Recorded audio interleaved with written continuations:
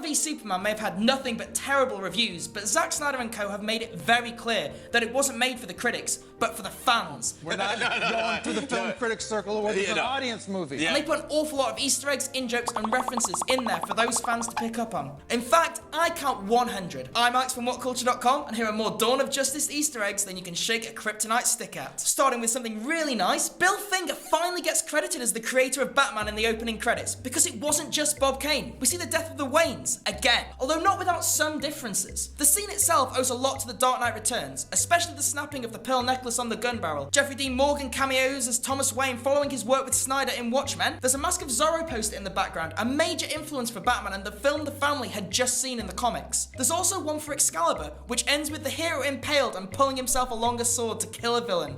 Foreshadowing. An obvious but important one, the opening takes place during the end of Man of Steel. The horse that is for some reason walking around the wreckage of Wayne Enterprises tower is, like much of the movie, a reference to The Dark Knight Returns. The kryptonite retrieved from the ocean is near the wreckage of the Otherworld engine from Man of Steel. Jimmy Olsen is in the film for a bit. No longer Superman's pal, he's a CIA agent posing as a photographer, and is killed very quickly. There's another comic character in that scene. The Luthor goon who betrays the terrorists and later ignites his flamethrower 10 minutes early is comic foe KG Beast. No, seriously, that's meant to be him. Zack Snyder's long-standing stuntman Tim Rigby gets recognised with his surname on a mailbox next to Lois Lane's. Think Jesse Eisenberg's Lex Luthor is a little different to the conventional comic book villain. Boys? You're not wrong, but there are some elements that are rooted in print, particularly the inferiority complex, which comes from All-Star Superman. Lex Luthor calls Superman a phantasm, a reference to Batman Mask of the Phantasm, which sees Bats face a similar predicament to Superman here. Mercy Graves, Luthor's assistant introduced in Superman the Animated Series, has a small role in the film, before being blown up. Ralph Lister plays LexCorp scientist Emmett Vale, who in the comics is the creator of Metallo. Lex tricking his way into control of a Kryptonian ship is a strong parallel to Superman 2, or Superman Returns, where the Hackman Spacey vintage uses the Fortress of Solitude for his own gains. Another parallel with the Reeve movies is Luthor's creation of a monster to kill Superman that is really dumb. The ship is voiced once again by Zack Snyder regular Carl Gugino.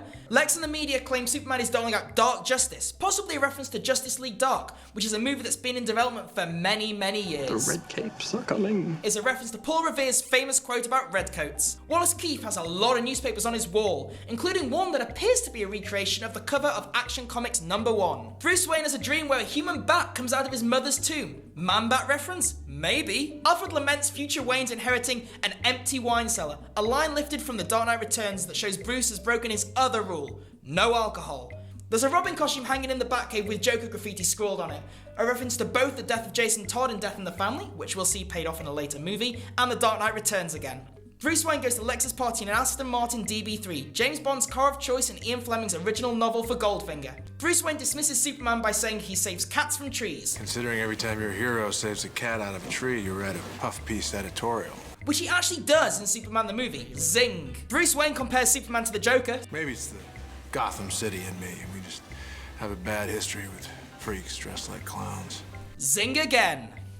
The woman who introduces Lex Luthor at the party is called Vicky, probably last name Vale. In his speech, Luthor makes a disparaging comment about Zeus, which makes Wonder Woman wince because he's her father. Superman, surrounded by the Day of the Dead revelers, recreates a panel from Superman Peace on Earth. Perry White says it isn't 1938 anymore when Clark wants journalistic integrity, a reference to the year Superman was first introduced. He later calls Kent Smallville, which is another obvious nod. Bruce Wayne calls Wonder Woman a thief and says, But I've known a few women like you. a nod to Catwoman.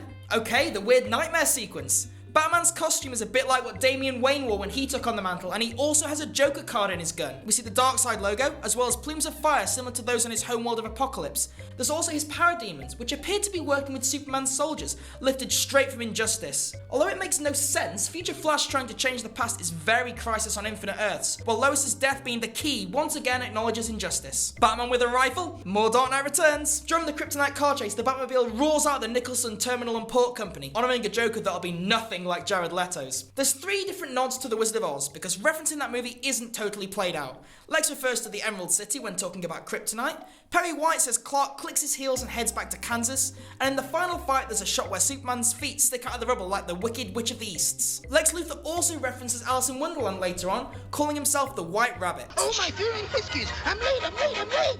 The most referenced book in the film, though, is the Bible. Superman is quite simply Jesus here, sacrificing himself to save his adopted home hero, only to rise from the dead at the end, hammered home by the film being released on Easter weekend. The whole question of must there be a Superman comes from a comic called, believe it or not, Must There Be a Superman?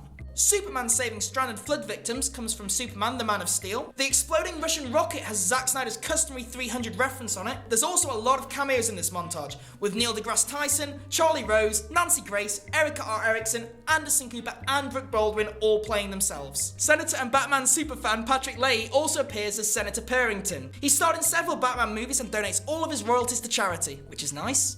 Because her son doesn't make enough to support her, Martha Kent has taken a job at Rally's Diner, a Smallville location with some minor importance to Lex Luthor. We get a cameo from Kevin Costner as Park Kent, delivering more sage advice, including a reference to how he destroyed the farm of Lana Lang's family. More Justice League foreshadowing in the file Bruce Wayne gives Wonder Woman. The photo of Wonder Woman is from the 1918 adventures of her upcoming standalone film and features Steve Trevor, played by Chris Pine. Bruce Wayne's file describes him as a billionaire, playboy, philanthropist, because this happened. There's also Aquaman, looking as useless as always, The Flash pulling at Peter Parker, and Cyborg, who was created by Star Labs using mother cubes. His creator is played by Joe Morton, who played another robot creator, Miles Dyson, in Terminator 2. The Kryptonian ship claims Zod is from Kandor, which in the comics is a city on Krypton that was shrunk down prior to the planet's destruction and stored in the Fortress of Solitude. Yep, that was a thing. Lois uses a helipad from the Daily Planet building, which didn't go too well for her in Superman the movie. When talking to Superman about his mother, Lex for some reason quotes Ella Fitzgerald's Every Time I Say Goodbye, with the witty alteration, she dies a little.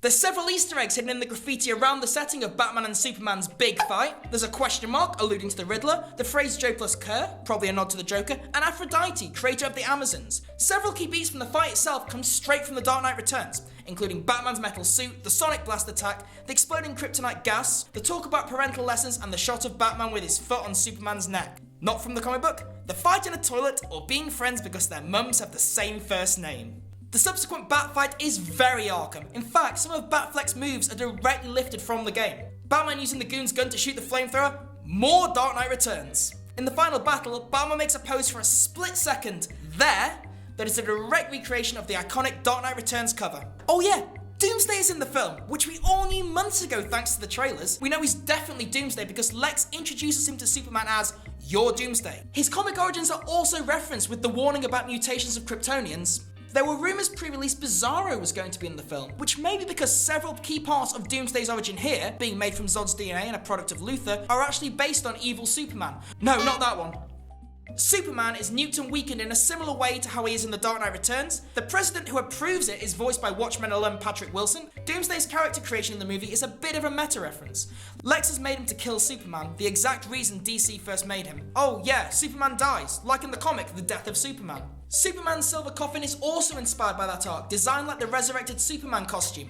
The line on Superman's tombstone, "If you seek his monument, look around you," is actually from an inscription written for acclaimed architect Christopher Wren, who, by my count, destroyed no cities. In a deleted scene, Lex is found learning from the Kryptonian ship, including more mother boxes and the appearance of someone, probably either Darkseid's General Steppenwolf or his father, Yuga Khan. Lex's prison number is 16TK421, a reference to my beloved Star Wars. It's the number of the stormtrooper Luke pretends to be on the Death Star.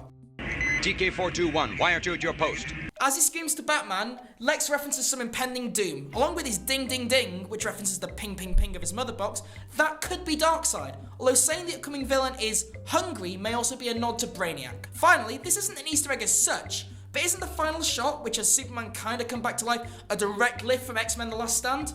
Oh, and it also role reverses a little known comic called The Dark Knight Returns. So there you have it, 100 Easter eggs. Did I miss any? Have a gloat down in the comments if you spotted one. Be sure to check out Deadpool 100 Easter eggs for more obsessive clue hunting, and subscribe to the channel for more great film videos. Oh, and you can follow me on Twitter here. Bye!